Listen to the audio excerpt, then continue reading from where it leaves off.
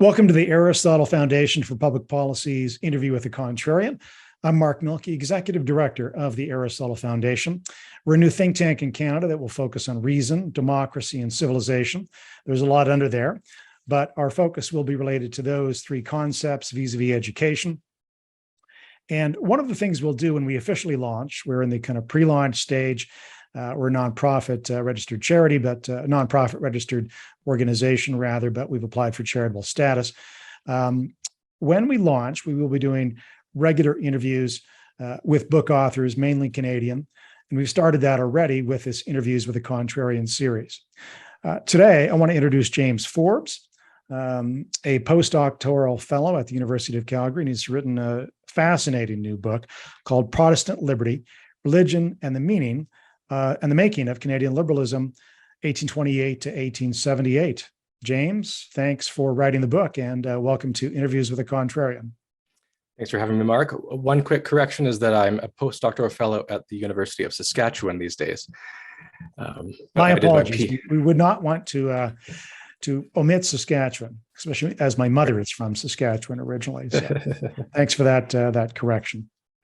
So, James, you talk about liberalism in Canada as having emerged out of Protestantism and a very specific form of Protestantism. Before we go there, though, because I think that's an interesting addition to the record or a correction of the historical record or more nuance to the historical record these days. First, tell me, why did you write the book, Protestant Liberty?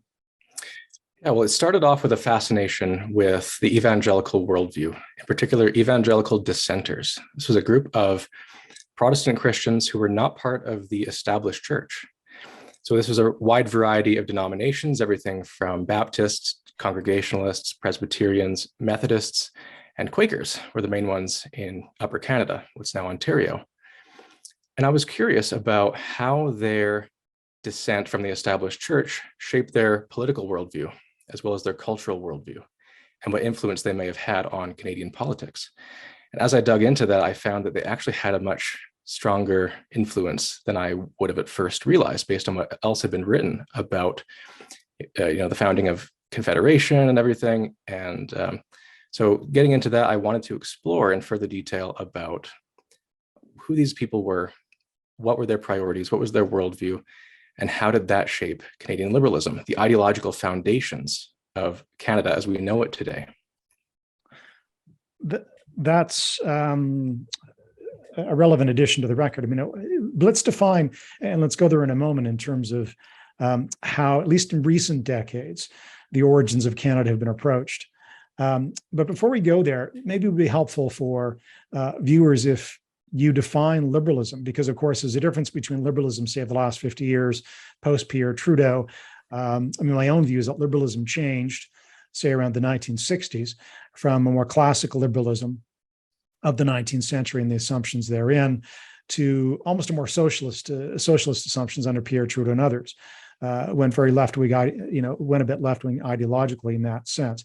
But I don't think that's the liberalism that or today, there's a woke version of liberalism, you could say. But that's not the kind of liberalism you're talking about. So can you define liberalism for us in the sense that you mean it in the book? Absolutely. So in the context of the 19th century, liberalism, what we would maybe better call classical liberalism today, was really based on the thought process of John Locke, who, of course, lived much earlier in England. He was writing in the 17th century, so the 1680s and 1690s.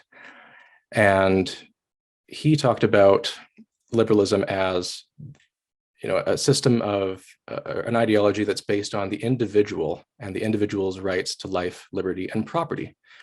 And that's more or less the form of liberalism that was advocated by most liberals in 19th century Canada.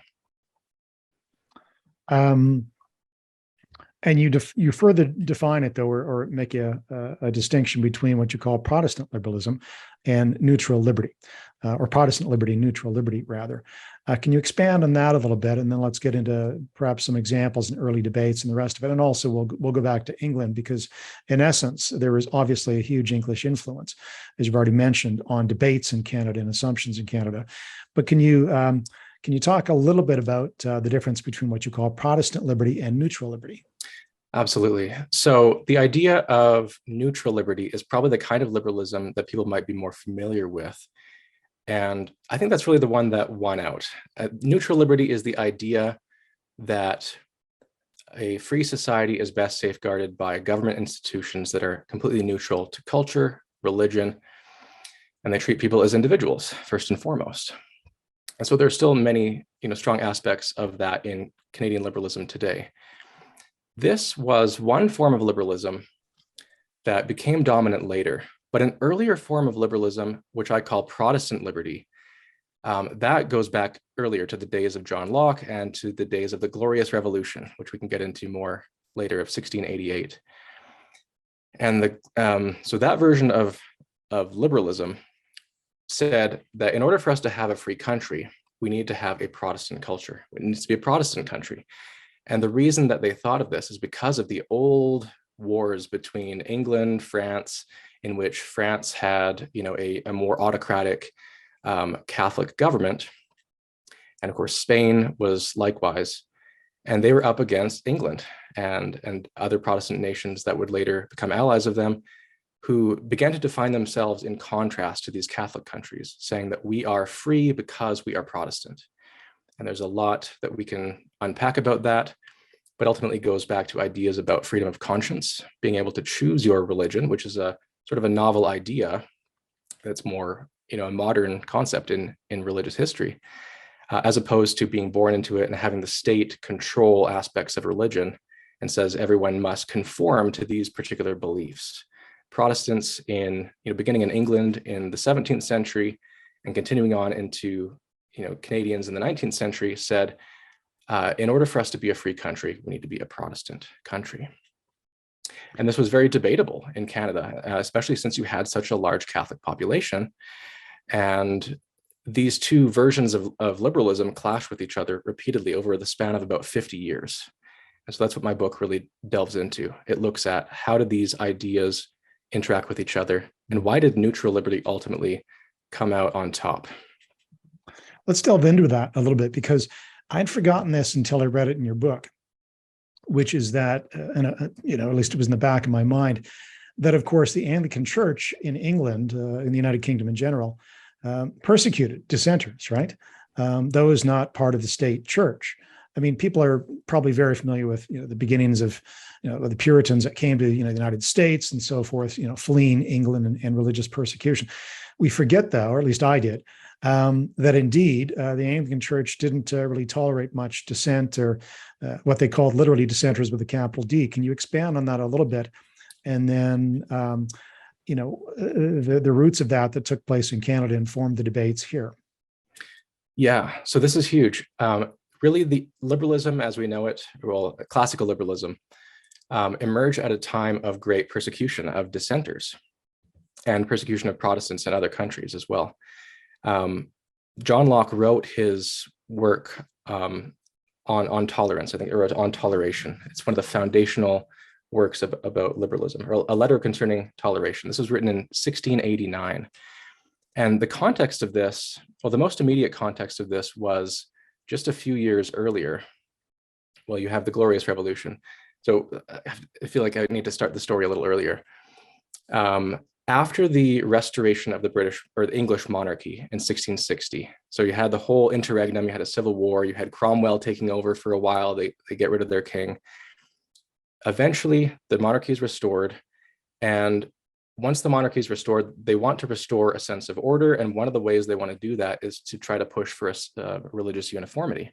So they bring in something called the Act of Uniformity of 1662, and this really pushes a lot of people out of the Church of England, because it said you have to agree with the prayer book and these specific doctrines of the Anglican Church, which a lot of people who were part of the Church of England didn't agree with. So that really pushed a lot of dissenters, they became known as, out of the Church of England. And they began to practice outside of that established church and develop their own traditions, their own doctrines. And so it's in that context that John Locke is writing later about a letter concerning toleration. And he's ultimately saying, people having different beliefs within the umbrella of Protestantism, at least, that doesn't really affect your neighbor. Someone can believe, they could believe in transubstantiation, to take a Catholic doctrine, for example, and that doesn't really hurt you. So he started to talk about, how should the state deal with religious differences? And one of the conclusions he came to was that, in terms of religious beliefs, you should tolerate a wide range of them, because people are going to have all sorts of beliefs that you don't agree with. He did have some important exceptions to that, such as, if someone's religious beliefs require them to be loyal to a foreign government. So he was very suspicious about Catholics for that reason, in fact, because many Catholics at that time, would have seen the Pope, and many do today, seen the Pope as a sort of leader, not only spiritually, but politically. And so John Locke and his generation of Protestants said, we want to tolerate a wide range of beliefs, including Catholic beliefs, but they're very cautious about Catholics taking control of the English government. They talked about it in the terms of a popish plot. They thought Catholics would take over. And, looking at the history of England, you saw things switch back and forth. You have, Bloody Mary to Elizabeth, etc. And ultimately they came to a Protestant situation. Now the Stuart monarchs, going into the 1680s, began to show signs of Catholicism, leaning towards Catholicism. And when you have James II openly convert to Catholicism, and then he has a son, that's where we lead to the Glorious Revolution. Anyway, there's a lot of details that we don't want to get bogged down into, but it's all this historical context in which liberalism, as John Locke is putting these ideas together, that's when the ideas of liberalism really begin to take place. But it does set the stage, doesn't it? Because people need to understand how liberalism developed, right? This idea of tolerance between various sects within Christianity, and then led to pluralism within society itself. The concept of liberalism, between faiths, right, or between atheists and faiths, right. So there's certainly this origin that I think is worthwhile recounting, as you do in the book, in Protestant Liberty. So take us then into Canada in the 19th century and how these debates play out in Upper Canada vis-a-vis Lower Canada. Because for the longest time, there was this suspicion that, in essence, if I may summarize it, and correct me if I'm wrong, the suspicion among Protestants was that Catholics were simply too collectivist, and they did have an ally outside the nation state in which they belonged, or a loyalty outside the nation state in which they belonged. So this was a suspicion in England, for understandable reasons that you've enunciated, because it did go back and forth between Catholics and Protestants, and in fact, inviting France, I guess, to be part of the equation, so to speak, in England. So there is an understandable suspicion, but there's a long-standing suspicion among Protestants, and in fact, it led all the way up to John F. Kennedy in the case of the United States. Is this some sort of hidden plot by the Pope to take over America in what was then still a very Protestant United States? So this was a centuries-long sort of conceptual understanding of the differences between the Catholics and the Protestants.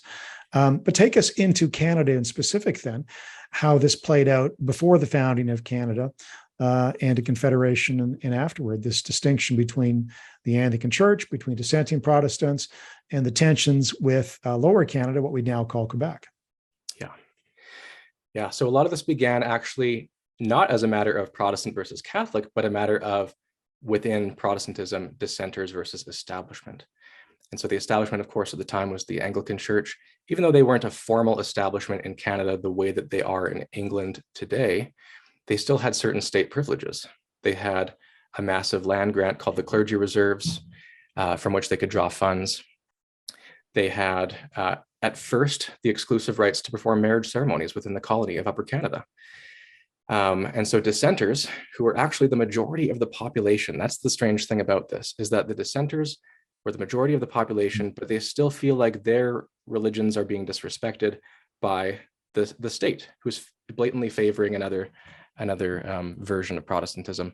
If I may just expand on that, is this due to, those in positions of power in any age generally come from, the established classes, you could say, or the established networks, right? It takes a while for things to percolate up from, to use for lack of a better term, the grassroots.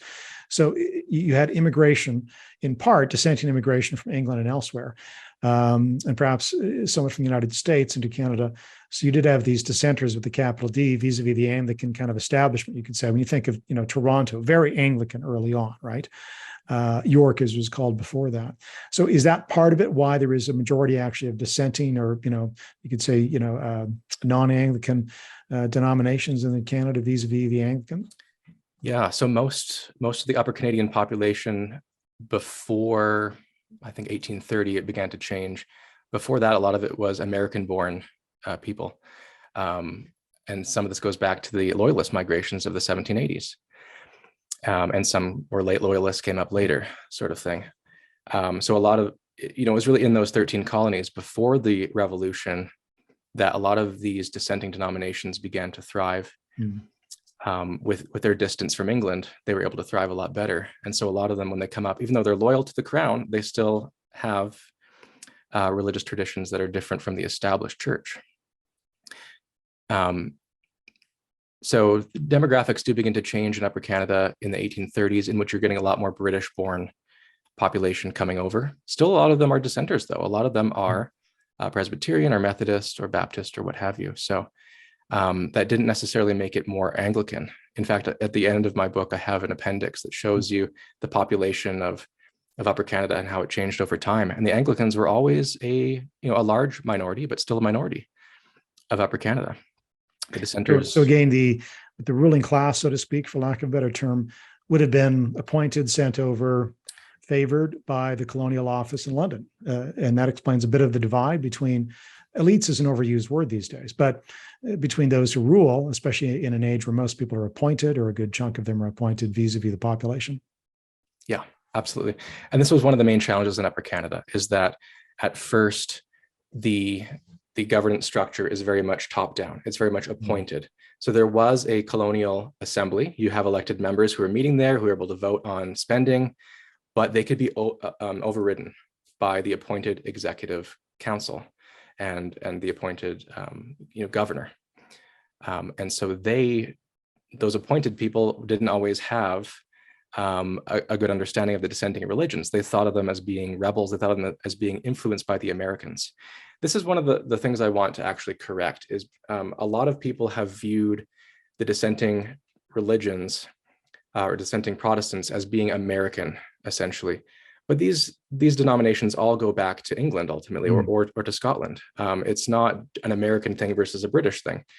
A lot of them have connections to England as well. So, and evangelicalism in particular is a transatlantic phenomenon. It's not just something that grew up in America and spread elsewhere. This is something that has thrived all over the world, and really originated in England and the Americas in conjunction with each other. And this is the genesis then of their conception of liberalism, which is that they see an Anglican establishment in power in Upper Canada. And their liberalism is of the variety of, we would like the individual rights enunciated by John Locke because we are no threat to you, so to speak. So that's where that's why they are, in fact, advocating for liberalism of this classical variety, that you should look at us as individuals and not discriminate based on sect, right? Regardless of whether we're Methodist or Baptist versus Anglican. Is that kind of where it originated, or the conception originated? Definitely. And to build on that, another one of the concepts that becomes important for Upper Canada is they want essentially a free market of religion, which was also a new idea. Before this, most times the church was embedded with the state and they worked together. And there was a sense that you need to be sort of part of the group. Otherwise, you're not really, a loyal member of the state. But these dissenters had a vested interest in saying, let's level the playing field. Let's make religion based on voluntarism, which is about, churches being funded by voluntary contributions by their members, as opposed to state funding. And this was one of the main areas that the dissenters really engaged in politics, saying, we want to defund the Church of England, essentially was the main one that was getting state funding. And this is also interesting.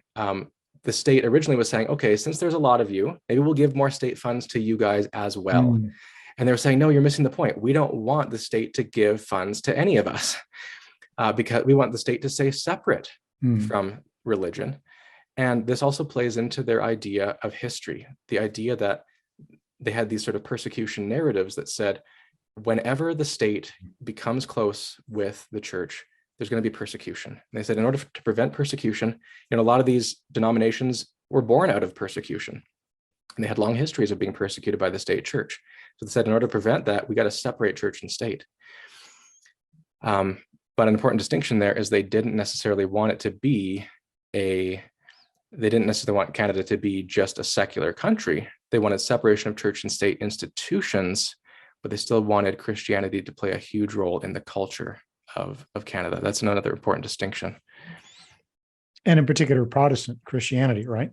Yeah. Because tensions soon arise between Protestant Canada and Lower Canada, mainly Catholic-based, what we now call Quebec. So can you expand on that? Because that's an important point. I mean, they of course remember Mother England, so to speak, and how dissenters were treated, which is why some of them emigrated to the United States, why some emigrated here. But then as time develops, and they reject state funding because they see the danger, right? Power combines with church, and the money makes you, perhaps hold back in your opinions, but ultimately you're not free. And there is the danger of oppression of newcomers, so to speak, a different Christian sect or future faiths in the future, as it turns out. So can you expand how the dynamic began to develop? Because they begin as classical liberals, or at least this is the view of Protestants, dissenting Protestants. And there were advocates for them, such as George Brown, but politically, the political parties in Upper Canada, pre and post Confederation, though, began to compromise on this notion of neutral liberty, as you call it, and that the individual should be treated as the individual. And this is because of Lower Canada. Can you expand on what happened there? Again, Protestant Canada vis-a-vis Catholic Canada, so to speak. Yeah, so the political dynamic began to change dramatically in about 1840, because you have the combination of Upper Canada and Lower Canada. They're merged to become one province of Canada. And this union existed from 1841 to 1867, up until Confederation. So now they're sharing a legislature, Protestants in Upper Canada and Catholics primarily in Lower Canada. And in order to get any bills passed, they need to go through this shared legislature. So they're set up to have to compromise with each other. And some Protestants want to say, no, this is the way we want to do things. We want complete separation of church and state. We don't want any special privileges for any denomination. We want to end all state funding for churches. But they're coming up against the wall because they're not able to get the number of seats they need in this shared legislature. It's the ones who are able to compromise, who are able to say, yeah, we'll send some money your way to the Catholics to have their own separate school system, for example. So it's the people like Robert Baldwin. It's the people like Robert Baldwin who are able to compromise across sectional lines with Lower Canada, and they're able to send more, state privileges and state accommodations for Roman Catholics. That's where the dynamic really begins to change. But of course, many Protestant liberals resisted that. George Brown is the primary example. He wanted to completely defund separate schools, and he wanted no compromises with Roman Catholics. Another thing that they were concerned about is censorship. A lot of Roman Catholics were, you can see from their perspective why they would want to do this, but they were very sensitive about Protestants coming into Lower Canada and preaching against Catholicism. From a Protestant liberal perspective, they said that's just our free speech. We should be able to have a public event where we criticize the Pope and Catholic doctrines and stuff. A lot of Catholics at that time were not really on board with that. They wanted to shut that down and to have limits placed on free speech. And so this is another one of the debates where Protestant liberals were much more willing to say, we should be able to have more free speech on anything. You should be able to criticize my religion. I should be able to criticize yours. This type of thing. There were a lot of Protestants who are also wary of that too. So, and not, neither group was super consistent on this, but that's another one of the issues that took place. This is fascinating because, of course, this has echoes today, doesn't it? Secularized versions of this. Mm-hmm. When we talk about Quebec today, and we see, for example, I think John Diefenbaker actually had to fight for the rights of Jehovah's Witnesses in Quebec, I believe, before he became prime minister, to be treated as individuals. And then, of course, with the Quiet Revolution and the secularization of Quebec, you saw the rise of separatism, but of course, the animus was directed towards English-speaking Quebecers, right? And there's been a revival of that. It's never gone away, but there's been a revival of that repression recently in new language laws in Quebec. And of course, there's now been the treatment of minorities such as Muslims. And the same thing with free speech, right? As you mentioned about Catholics in the 19th century, 18th century being suspicious of free speech. Today, there's a great sensitivity to even analyzing, say, faith and whether it's amenable, some forms of faith are amenable to free speech or inimical to it. So am I right in saying these are almost constant sort of debates within the Anglosphere, but especially maybe it has resonance in Canada because the Americans, as you point out in your book, Protestant Liberty, chose very concretely, this will be a nation based upon individual liberty. That was unlike the Canadian development, which, as you point out, resulted from the compromise with Quebec. So is there something, that's a long question, James, but a long way of asking, do the echoes of these early pre-Confederation and post-Confederation debates between Protestants and Catholics, between Anglicans and Dissenters play out today? Yeah. Well, one way I can address that is the Protestant liberals, those who subscribe to what I would call Protestant liberty, they were strong believers in something akin to the idea that politics is downstream from culture. This is a famous phrase. I think it comes back to Andrew Breitbart, another sort of conservative thinker in more recent years. And I think the Protestants of the 19th century would agree with that, saying that in order to have a free country, in order to have free institutions, you need to have a culture that will sustain that. And that was their perspective. The neutral liberty perspective would be very different. It said, it doesn't matter what the culture is per se. You could have people, as long as you have the free institutions, everyone can coexist with that, as long as there's institutions shape culture versus culture shapes institutions. Yes. The former being Protestant liberty, culture shapes institutions, institutions shape culture, being the neutral liberty perspective. Yeah. And so this question is going to keep coming up because if culture shapes institutions, even if we don't think today that you have to have a Protestant majority in order to have a free country, well, there's other ways that we can look at that. Do we have a culture today in Canada that believes strongly in liberty? Mm-hmm. I would say the last couple of years with the pandemic have put that into question. I think a large percentage of Canada's population didn't think it was appropriate for people to opt out of vaccine mandates, for example, or mask mandates. They said, no, you have to conform. I look at these 19th century people and, those who were dissenters saying, we don't want to conform to the established doctrines of the Church of England. I see some parallels today, except it's secularized today. It's not religious doctrines. It's, do you affirm all these sort of secular articles of faith? And are you doing all the appropriate rituals of secular society as far as is expected of you in Canada today?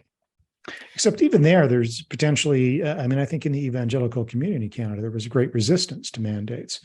I don't have a poll on that, but that's my sense from some of the rhetoric I saw. And, I had some concerns. Part of this is not to get into the debate over COVID or the vaccines or anything.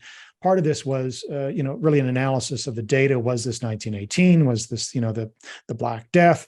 If not, then, you arrive at a certain point. And if you think, no, it was more dangerous than some might believe, then, mandates are somewhat okay vis-a-vis John Stuart Mill's harm principle. But without getting into that, I noticed there was certainly this commitment to human freedom and enunciated in the, what you can call the modern day dissenters, some of the evangelical circles, who were most strongly opposed to mandates. And perhaps they also saw it just as again, as evidence that the government was too interfering. And, this was maybe the cap off of it all of years or decades of what they saw as an interfering government. So again, we have these interesting echoes from earlier debates and developments, within Canadian society. Tell me a little bit more about the differences you think between, what was happening briefly in England at this point? Where did England end up on this at the same time as Canada was debating dissenters versus the established Anglican state-supported church? Yeah, well, I think actually the Canadian side was probably more successful, because in England, you still have an established church today. And some of the debates that were happening in England were, should we completely disestablish and disestablish and disendow the Church of England? That was actually a question being proposed by a minority of liberals in the 19th century in England. And they were obviously not successful in that. I think there's strong, a strong establishment side in England that you didn't have as much in Canada. So in Canada, they were much more successful in the sense that they eventually secularized the clergy reserves. That was an Anglican privilege, went away in 1854.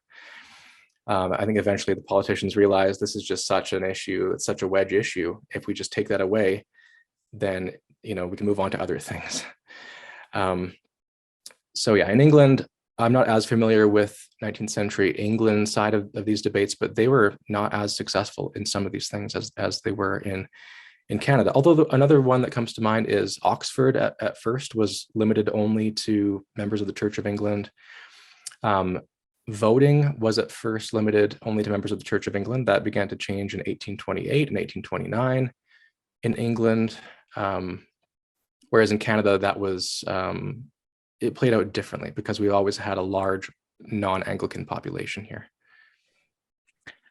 I want to delve into a bit of the part of the book where you talk about wanting to restore Lockean thought. And in fact, you mentioned this earlier, but you mentioned, and part of the spur for the book was, you say, kind of the liberal order thinkers today, or more recently, in Canada in particular, but maybe around the Anglosphere, believe in a liberal order based on impartial institution and market economics, but they've ignored, again, the cultural presuppositions to liberty, right? And that's a gap you're trying to fill or remind people about. Again, this notion that politics follows culture and that ideas matter. So can you explain a little bit more, again, about restoring Lockean thought? Have I described kind of that impetus for the book correctly? This notion of bringing in culture vis-a-vis just market economics and impartial institutions. Absolutely. Yeah. So I think at the very least, we need to engage more in a conversation between Protestant liberty and neutral liberty, at least recognize what the Protestant liberty people were getting at in the 19th century. Whether their ideas are completely applicable to today, that's a separate question. But I think they were getting at something that Canada is actually missing today. And that is an emphasis on culture. It's an emphasis on values. It's an emphasis on all these things, as opposed to just focusing on the institutions. The institutions, of course, are very important. We need to have a court system that treats people equal before the law. We need to have a parliamentary system in which people can vote and have their voices heard and be represented. But we also need to think about what are these other meanings that we assign to Canada?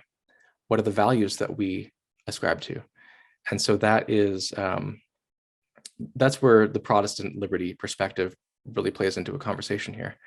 And in some ways I was arguing against people like Janet Agenstadt. She wrote an excellent book about called The Canadian Founding. She talks about Lockean liberalism. But for her, culture is just not part of the equation. It's only about the free institutions. It's only about people being treated as individuals. And I think that is important, but I do think the 19th century people that I'm talking about are saying that's not the only thing that we can focus on. Because if you have a population that no longer believes in liberty, those institutions are going to wither away. But so did Janet Agenstadt, and I have the book on my shelf somewhere behind me, I think, or in my basement collection. Did she did she actually negate sort of the power of culture? Is it just that she started at one level above that, where, here's some of the rhetoric from early Canada and the institutions of early Canada?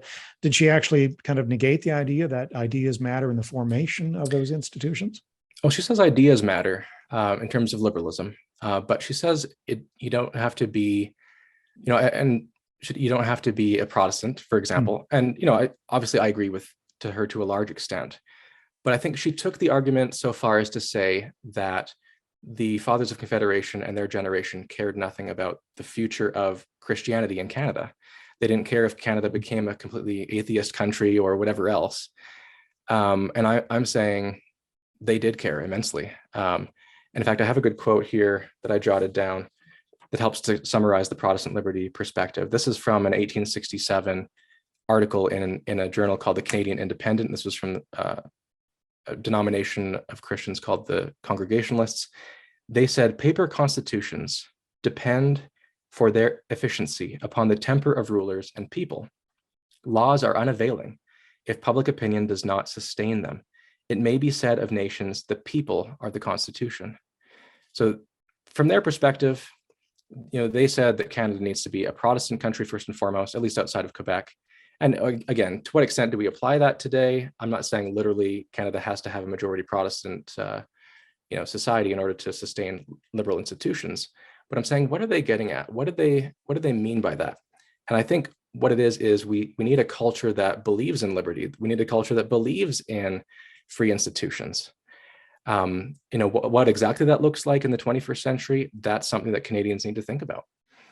But ultimately, I think they were getting at something that we are missing today, because today we talk about Canada as though, we have no core identity, to use Justin Trudeau's famous phrase from 2015, I think that was, saying we're a post-national state, and that, ultimately Canadian culture doesn't exist and it doesn't matter.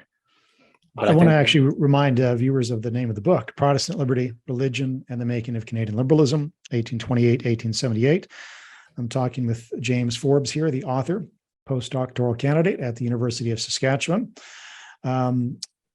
You're onto something, James, that I think is very relevant today, not just in Canada, but perhaps in the Anglosphere. This, in essence, what you're saying is, of course, people need to believe in the institution, and for reasons that go beyond the purely incremental use of the institution. I mean, maybe that's enough. I'm a big fan of what's, the dissenters in Hong Kong, so to speak, who attach themselves to British notions of liberty, classical liberalism, the rights of the individual, freedom of the press, property rights, the rest of it. But they're in a majority culture, at least one led by President Xi at this point, in China, that doesn't see it the same way. There's not a powerful enough instinct among, the majority Chinese population to protect Hong Kong at this point and those ideas. So, cultural beliefs obviously matter, at least how many in the population share those. So it is a question, isn't it? How do you update that? The original conception of liberty, in one sense, is Martin Luther standing up to the Catholic Church saying, it's me and God, out of my way. Here I stand. I can do no other. And he's enunciating this notion that his rights are anchored in the deity. Now, fast forward 5 centuries, and there's been all sorts of ramifications of that, including religious pluralism and political pluralism. But then the question is, how do you anchor people today in 2022 who are not Protestant or Christian? They might be atheists, they might be of some other faith. So we're searching for a way to anchor this notion of individual rights and the equality of the individual against, dangers today of nationalist eruptions, or tribal eruptions is the best way to put it, where it becomes about one's clan, however one defines that. There's a bit of Donald Trumpishness there, right? Where winner takes all. And there's been I'm not saying we're right to not be skeptical of government and government intervention, for example, but there does seem to be an erosion of in an understanding that the institutions, the rule of law, the necessity to separate the individual from the state. We can say that rhetorically, but do people actually understand why that matters or where it springs from? And how do you replace that in a society that is largely secular? That's the question you're grappling with, isn't it? How do you anchor classical liberalism, this worth of the individual, in a society where we've got all sorts of influences, and some, some for the better. I mean, we're a much more, cosmopolitan world, and that's inevitable with modern transportation and the internet and everything else that's developed over 100 years. Do you have an opinion though on, can you see a successful model out there? I mean, is it just that you state your belief in individual liberty as the Americans do, and then that's enough? Will that work? I'm skeptical as to whether that is enough. It's one thing to say, yeah, we have all these institutions to protect us, and I do not want to minimize that whatsoever. But will that sustain someone's affection to the collective? Will that sustain someone's loyalty? Will that cause someone to want to give of themselves, to self-sacrifice for their neighbors? And I'm not sure if that alone will do it. I think that needs to be part of the equation, but there needs to be other aspects. And some of the ways that Canadians have dealt with this in the past. And in fact, chapter 5 of my book is a good one for this. People should, if they're interested in these types of questions, they should really read chapter 5, because they had all sorts of ideas of how do you build bridges between these different groups. And some people said, we have Christianity in common in general. That's less so today in Canada. Mm-hmm. The census just came out for the 2021 census, and the Christian population is down to 53.2% in Canada. This is a historic low. So what exactly? Just to interject, and to make it immediately relevant, this is a key question, regardless of one happens to be an atheist or Catholic or an evangelical or however one describes oneself. Because if you're a Muslim in Quebec, you suffer from a collectivist identity now being imposed upon you, where you're not allowed to practice your faith, or at least you're not allowed to wear religious symbols to work, right? Or if you're an English speaker in Quebec, your individual liberty is again suppressed. So, and you can be an atheist in Quebec who happens to speak English, and your rights are suppressed. So this is very much a modern, relevant question, isn't it? How do we restore some idea of neutral liberty? And maybe that's via an updated version of Protestant liberty, right? That ideas matter. But it is very relevant today, isn't it? Because of the tendency, and Quebec is perhaps the best example, because they've been this way for 50 years, of repressing individual rights. And in fact, am I right in assuming, for all his faults, Pierre Trudeau was much more of he did take a view of liberty that was much more based and anchored in the individual than perhaps his son does? Yeah, a good example of that is the White Paper of 1969. If you're familiar with that, he was trying to, I know there was a big backlash from First Nations about that. So I don't know if we have time, unfortunately, to go into the details of that, but he ended up rescinding that. He wanted to really, devolve the treaty obligations, which are collective rights, and to just transform them into individual rights. And he found that there was a lot of backlash from that. And it's not so simple just to say that we're going to get rid of all collective identity and just treat everyone as individuals. I think those collective identities do, have a strong bearing on the way they see themselves, the way they engage with others. So it's a matter of how then do we accommodate some of those? How do we engage with people across different cultural and racial lines? And it's not always very straightforward. No, it's not, or at least it's not something that's become extinct, right? The power of collective identities are very, very strong, and perhaps they've been resurrected. They have been resurrected. One of the things that jumped out at me, and then we'll have to end in a few moments, I know, but you write something early on in the book that, and I'll quote it here: "The persistence of collective identity politics was the great tragedy of the neutral liberty perspective, which had promised a fresh start through the equal treatment of everyone as individuals before the law." So exactly what we've been talking about, but this was applied to the 18th century, the 19th century, as this neutral liberty perspective gave way to this compromise with a more collectivist Quebec, or collectivist Lower Canada at that point. But of course, this is very much alive today.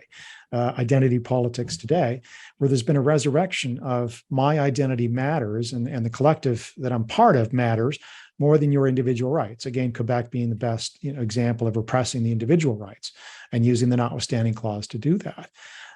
So this is very much still, and perhaps more than ever, a problem again to be addressed. At what point do individual rights be, how do you buttress individual rights? So do you see any sort of, I don't know, a reversal to the Pierre-Trudeau view of individual rights, the preference for that?